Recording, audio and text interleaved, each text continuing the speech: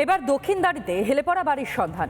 একটি পুরনো বহুতলের উপর হেলে পড়েছে একটি নবনির্মিত বহুতল। যে কোনো সময় ভেঙে পড়তে পারে বহুতলটি। আতঙ্কে দিন কাটছে দুটি বাড়ির আবাসিকদের। কবে মিটবে এই হেলাবাড়ির সমস্যা? আদৌ কি নিরাপদে শহরবাসী?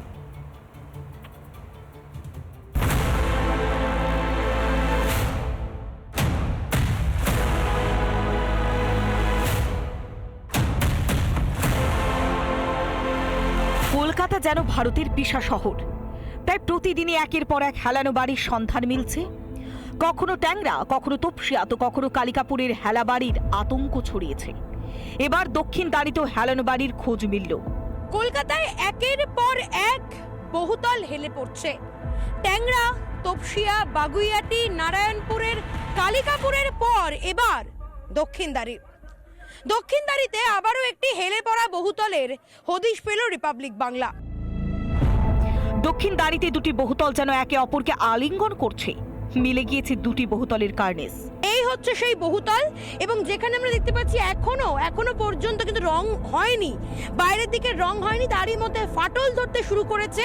এবং সব থেকে ভয়ঙ্কর যে ছবিটা, এই হচ্ছে সেই বহুতলের চারতলার জানলা, যে জানলা একেবারে এই পাশের বহুতলের ওপর গায়ে সেটে গিয়েছে, মাথায় লেগে গিয়েছে। মাত্র বছর দুয়েক আগে তৈরি করা হয়েছিল বহুতলটি। সেই বহুতলের এমন দশায় আতঙ্কিত পাশের বহুতলের আবাসিকরা। এইভাবে হেলে পড়লো, নতুন ফ্ল্যাটটা এইভাবে হেলে ফেলেছে। ভয় তো হচ্ছে, মানুষের ভয় হবে না? ওইটা যদি পড়ে যায় তো এইটা কি হবে? আস্তে আস্তে করে পুরো সেটে যাচ্ছে। এই কোনা ধারে আমার ঘরটা আছে, তার দিদি, হ্যাঁ, জানি না কেন সব খুলছে, আমার কোনো অসুবিধা নেই, কিন্তু বিল্ডিংটা তো পুরো সেটে যাচ্ছে। এই জন্য ভয় এই জন্য আমার ভয় লাগছে। শহরে একের পর এক বহুতল হেলে পড়ছে। এই বহুতলের আবাসিকরা আদৌ কি নিরাপদ? বেআইনি নির্মাণ কেন আটকানো যাচ্ছে না? কিছুই কি জানি না প্রশাসন? কলকাতার মেয়র জনাব ফিরাদ সুরাবর্দী হাকিম, তিনি কলকাতার সনাতনীদের মুসলিম সমাজে আনার জন্য, ইসলাম গ্রহণ করার জন্য অনুরোধ করছেন। এই যখন পরিস্থিতি, তখন তো বাড়ি হেলবে শুধু না, এরপর বাড়ি ভেঙেও পড়বে। এই যে হেলে পড়া বাড়ি, একটা বাড়ি আরেকটা বাড়িকে বলছে আরো কাছাকাছি, আরো কাছে এসো। সারা বাংলায় গর্তের মধ্যে বাড়ি বানাচ্ছে। বাংলার অর্থনীতি গর্তে চলে গেছে, জলাজমি বোঝাচ্ছে। তো সেটা কি এখতিয়ার?